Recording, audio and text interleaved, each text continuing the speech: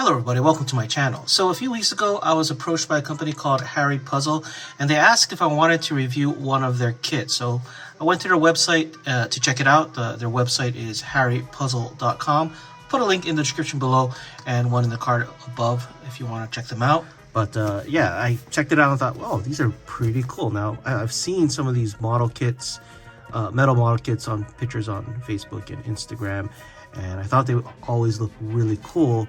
But to have an opportunity to review one, I pretty much jumped on it. Now, they did send this to me for free, so I did not pay for this, but they did ask me to review it, just give my honest opinion. So that's what I'm going to do today. I'm pretty much really looking forward to it because it is something new for me. Now, you know, we have those plastic Gundam models and even those metal sheet models. This is way different. It's a lot heavier, as you can see, a lot more hardware involved. Yeah, let's just look at the box. Very cool box, a very heavy box. It's like a little crate. You can see the walls of the box here, so I guess it kind of just comes out like a cover here. But very cool design, wrapped in this plastic. Here's the back and the bottom. So let's get this opened up here. Now these, I think, are pretty challenging from what I've been reading. It's, you know, not your typical model kit with glue and snippers. But like I said, this is the first time I'm going to be trying one of these. And yeah, so I guess it can come out there. Oh, here we go. Very nicely packed. Wow. Oh, first of all, it comes with the tools you need. Let's just take this part out. So that's a nice touch. Looks like you're gonna need some of these tools here. Yeah, this little tool kind of reminds me of something you use to change your tire. Pair of pliers, and it looks like 2 screwdrivers. These are actually pretty nice screwdrivers too. I got a bigger one and a small. Is this a ratcheting one? Looks like wow, okay, you can change the length. That's pretty convenient. But it's not about the tools. Very cool that the tools are included though. This one actually does the same thing. Ah, so you have both ends, Phillips and flat. Got it. And adjustable. Very cool. Little oil on there. Okay, let's put the tools aside. Next, you have instructions. Now, they are in Chinese, but I guess you can use Google Translate to see exactly what they mean. But I guess this is telling you how parts are assembled and the methods used where the screwdriver and the pliers are needed. You have the instruction booklet, again, all in Chinese. We'll see how hard it is to figure out. It looks like they did a little correction here manually.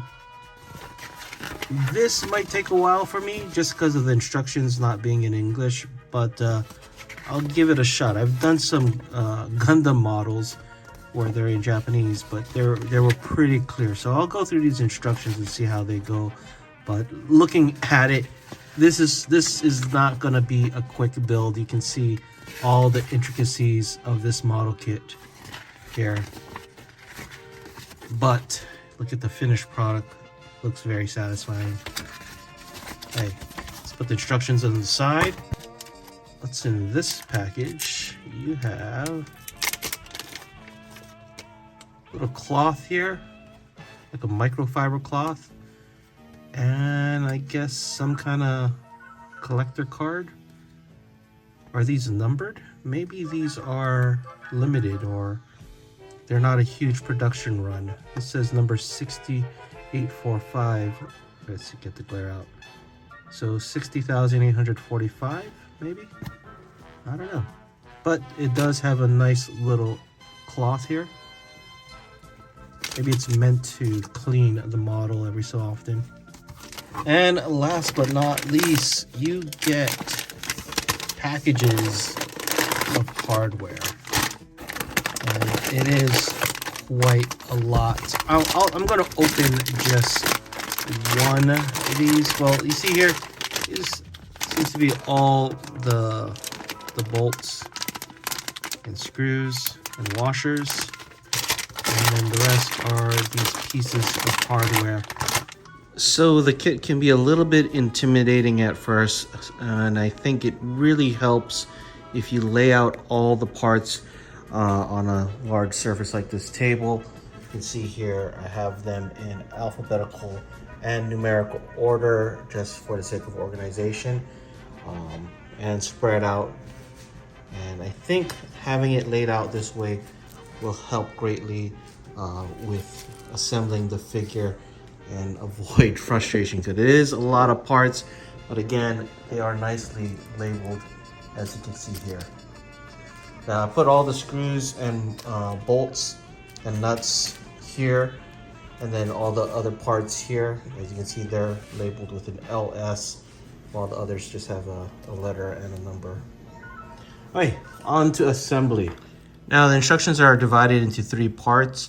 The first part is what appears to be the legs, and they weren't too bad. I think having the components separated makes it a little less intimidating and a lot easier to tackle. So with the legs done, I'm going to move on. And here is the final model. Now, it was a challenge for me to build. I'm used to building little plastic Gundam kits. This is different in some aspects because you're basically building a sculpture with hardware parts that you can find at the hardware store like Home Depot. You can see this is from a cabinet piece of hardware, along with this for mounting on, I believe, concrete walls or something. But all this is basically used to make this little sculpture of a mech, which is really, really cool. Now there is some posability, but not in the sense that you can play around with it and pose it. You could, like, see this arm piece, like if I wanted to raise it up like so, I could pose it like that and then use the pliers to tighten it. It's a little hard to get in to keep it in that position.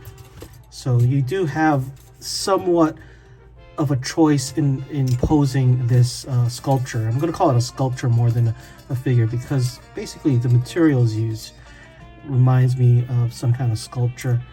You can see some posability here on the bottom here, but with the legs, but very creative use. And to me, that's probably the coolest thing about this figure, is the creative use of different types of metal hardware pieces. Now you can see there is a phone holder here on the back. I record with my phone, so I can't really show you with a phone inside, but you know, for me, I could really care less about the phone holder. To me, it's really all about this cool little robotic sculpture that was made with all these hardware parts. Again, the build is not for the faint of heart. Sometimes it was very difficult to hold some of these tiny nuts. Now these are bigger ones. There's smaller ones in here, and you gotta screw it, and it is a little bit challenging. Like here's one of the smaller ones on the side, you can see over here. But I think the end results are worth it. Definitely a very unique piece of art for your desk. Very hefty, very cool looking, and definitely a conversation starter. Again, special thanks to Harry Puzzle for sending me this kit to build and review on this channel. If you're interested in this and other models that they have, I'll put links to their website in the description below and in the card above. Anyway, that is it for this video. Thanks for watching.